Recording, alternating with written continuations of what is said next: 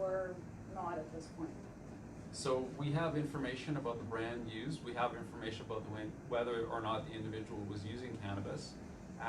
The information that we have from looking across the whole spectrum of illness related to vaping is that there's no particular brand that has been implicated, and there's no particular link with cannabis or not. There are cases where cannabis is involved and cases where it hasn't been. So in order to clarify the health messaging, we're not going to be releasing the brand related information because that would imply that this is something coming from one brand, when clearly looking at the international evidence, that's not the case. But if it is the one brand that is related to this, then wouldn't you want to protect people from that one brand in this specific case? Absolutely, and that's why the information has been passed to the Office of the Chief Medical Officer of Health, who will be gathering systematic data about all of these cases and what brands might be implicated. Dr. Nick Paparella from CTV. In regards to this young person, you mentioned that he or she was on life support. What's the prognosis? Does he or she require a lung transplant? How severe and how serious was this injury? So the individual is well and no longer in hospital. We're not saying anything more about the health-related information at this point. Jennifer? How often was this teenager vaping? And how chronic was the use of these e-cigarette products? So the individual was using e-cigarettes at least daily. Just want to make a quick comment before we get to comments from the guests in the room. We're going to take the media questions first, but we will get to those questions as well. Andrew? Just a question for clarification. So would this case be the first reported case of a vaping-related illness in Canada? As far as we're aware, this is the first case of vaping-related illness that's been reported in Canada. What's, sorry, Joe again from Global Television. What's with the fact that what I've heard or what I've been told is that from vaping it can produce popcorn lungs. Is there such a thing? So one of the illnesses that you're seeing in some of the U.S. case reports is a diffuse, rather than a lobar pneumonia, which is really kind of a concentrated consolidation of your lung tissue. You see a diffuse pattern that would be more reflective of the pattern of smoke entering the body and diffusing through the lungs. So that certainly is something that has been reported in U.S. cases. It's not the picture we saw in this case. What can be done to stop this in the future? So it's really important that people make an informed decision about vaping and about supporting their children in the face of this health risk. You know, there certainly have been some who claim that this is a jurisdictionally bound issue, that there were no cases in Canada, so people vaping in Canada were not a risk.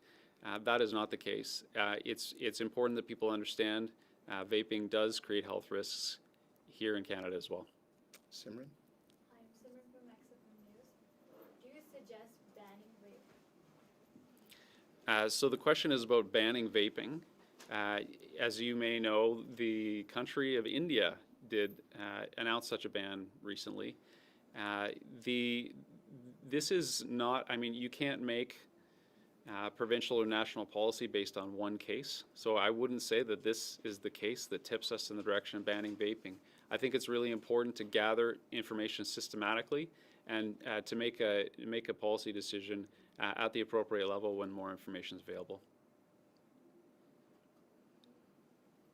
John, you mentioned that this person was using it daily, several times daily. Do we know, like, is it a case of you do it once a day and you're in trouble, or if you do it 20 times a day kind of thing? We don't have that level of information at this point. Two questions. So in your first remarks, Dr. Mackey said the physician reported the concern for the Canadian Consumer Product Safety Commission. Yep. Is that correct? Canadian Consumer Product Safety Act is the act which allows reporting. There's a form online. And second question, is today's presser related to this morning's ministerial announcement at all? So they're both about vaping. Like I don't know if, like, Well, I know that the province has been working on establishing a reporting system for vaping for some time. Yeah. Joe? Quick question on the vaping. I don't know because I don't vape or smoke, but is there warnings on vapes as to, like, with tobacco we have warnings that it can cause lung cancer? Do you want to take that? So similar to tobacco, vaping products in terms of health warnings or packaging requirements, that is something that is governed federally. And currently the federal government is taking a look at their regulations pertaining to how vaping products should be labeled with health warnings. So that is something that we are still awaiting to see kind of what federal policy will look like on this front. In terms of what the current landscape is, tobacco products are much more heavily regulated from a labeling and packaging perspective than vapor products are currently. Thank you. Richard? Hi, Richard Shaw, Vapor Advocates of Canada. My question is, worldwide, there's been vaping e-liquid nicotine for approximately 10 years with 0 reported cases.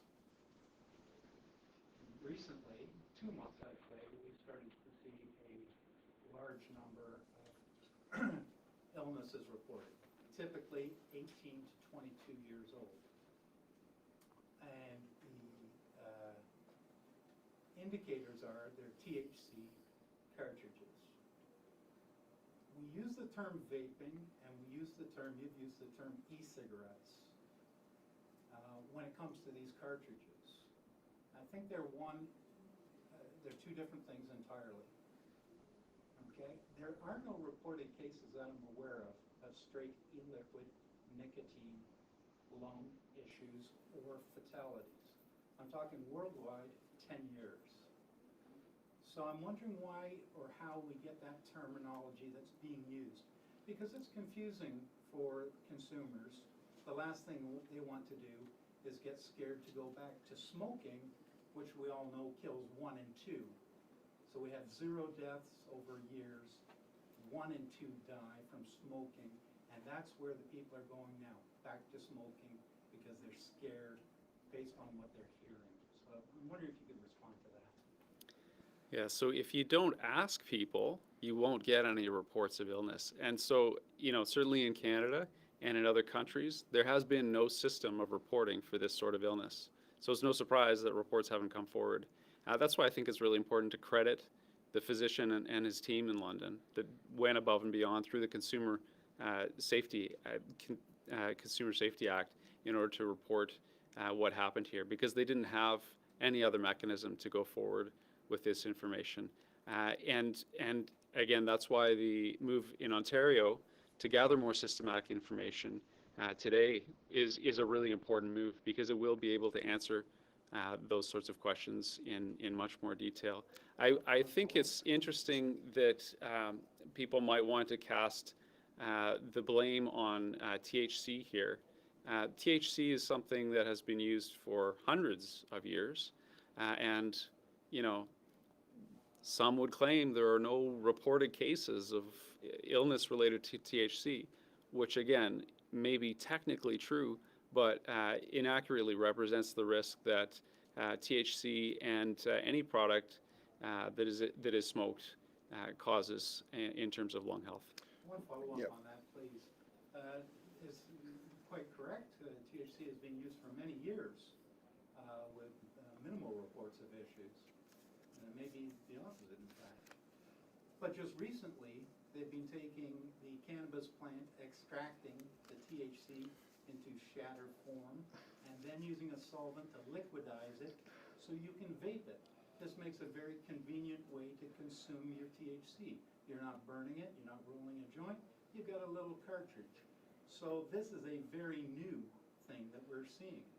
And when you're not using the correct solvent, if you're using something oil-based, not water-soluble, you're going to have some lung issues, and that's, I believe, what we're seeing.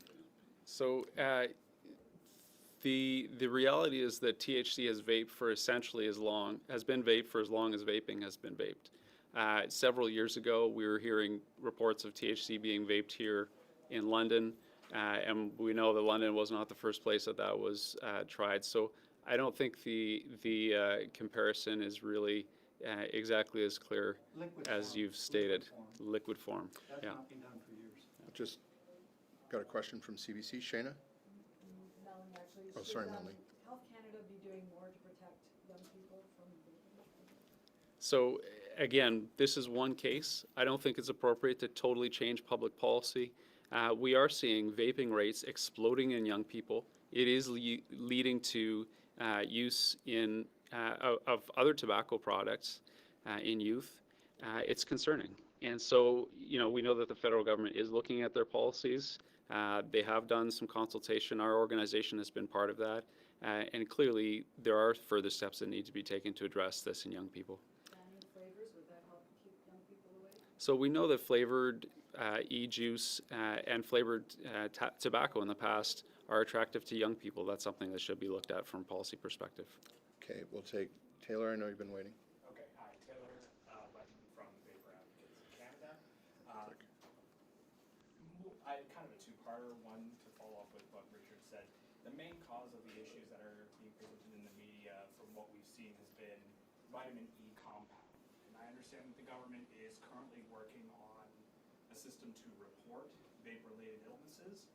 Will information be available to the public in regards to the toxicology to see whether or not these are the results of regular e-liquid as provided that contains normally propylene glycol and vegetable glycerin base, which has been proven to be safe to inhale as per Public Health England, or will we be able to see whether or not it was a vitamin E as represented by the cases in the States, the current 6 deaths related to vaping inside the United States? Will the public be able to see and make that differential? So, the most basic substances that are used in vaping have been tested for toxicology. Yes. Vaping is clearly not as impactful, puff for puff, as smoking tobacco, but it does cause inflammation markers in the bloodstream the exact same way that tobacco does. So the risks are there. Yes, the risk might be lower, but over time, you will see health impacts. So that's all very clear. I think the toxicology is there, that the testing has been done in humans, not just in the lab, to show that vaping causes those inflammation responses that lead to all sorts of problems the way tobacco does. Thanks for the We'll question. take one more question from the media. And, well, in regards, sorry again, Linda or Doc, you can answer. Well, you said that the usage is skyrocketing. Do you expect to see then, if nothing changes, more cases like this one? Well, what happens today with the provincial government establishing a reporting system, this will really pull the covers back, and we will be able to see in a much more detailed way what is happening with vaping and the illnesses that we know it is already causing in the community. Okay, thank you very much, everybody. We appreciate you coming out today, and wish you a great rest of the afternoon. Quick question, Doctor, can you just say your name, because I need it for Yeah, it's Dr. Chris Mackey, And spell last name? Mackie. And your name is? I'm Linda Stobo, Stobo. Thank you very much, appreciate that, guys. Thank you all very much.